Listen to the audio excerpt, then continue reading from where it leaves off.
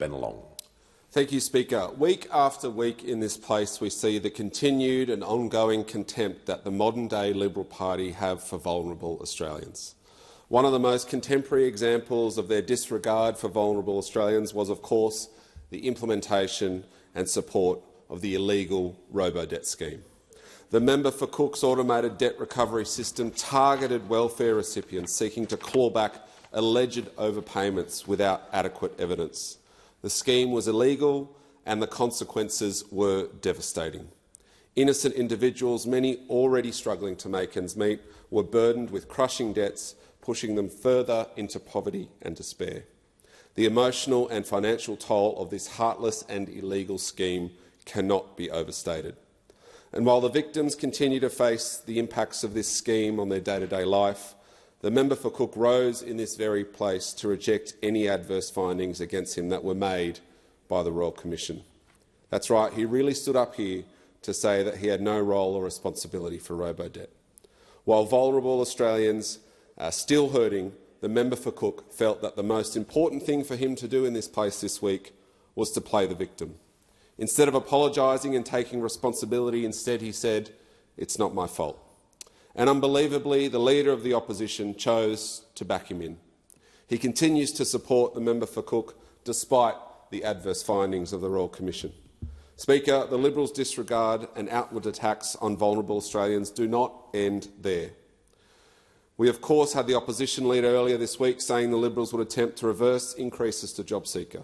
Then we had the Coalition's proposal of doubling the income-free area, which could see an additional 50,000 people become eligible for JobSeeker overnight. The Coalition is happy to see longer-term reliance on casual work and JobSeeker rather than actually providing genuine support to transition recipients into the workforce.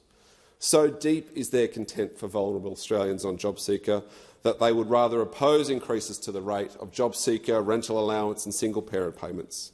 And we haven't even spoken about their disgraceful week opposing constitutional recognition of Indigenous Australians. All week we had the Opposition Leader and shadow ministers line up and jump up in order to jeopardise the success of this important referendum.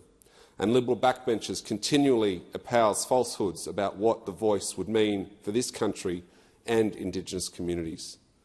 We have an opportunity, Speaker, to enact a generous offer by Indigenous Australians.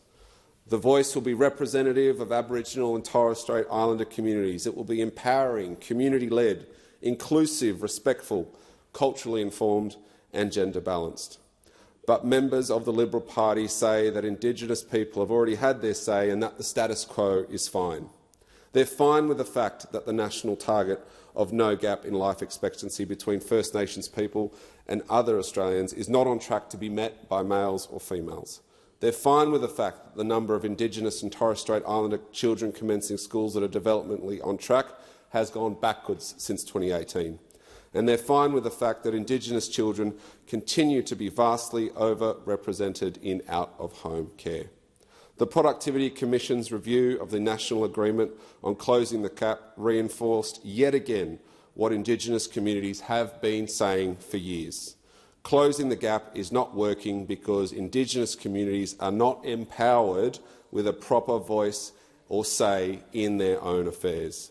But yet, the Liberal National Coalition would prefer to maintain the status quo as they continue to campaign against the voice to Parliament. And their continued attacks on the vulnerable extend to stopping more affordable and social housing from being built. A decade of inaction under the former government has left us grappling with significant housing challenges nationwide, and they're doing everything in their power to stop a solution to our nation's housing challenges. Week after week we go on without this crucial policy implemented because it's being blocked by the Liberals, who are enabled by the Greens political party. The delays caused by their opposition to the Housing Australia Future Fund mean that every day $1.3 million that could have been utilised for social and affordable housing is not being spent.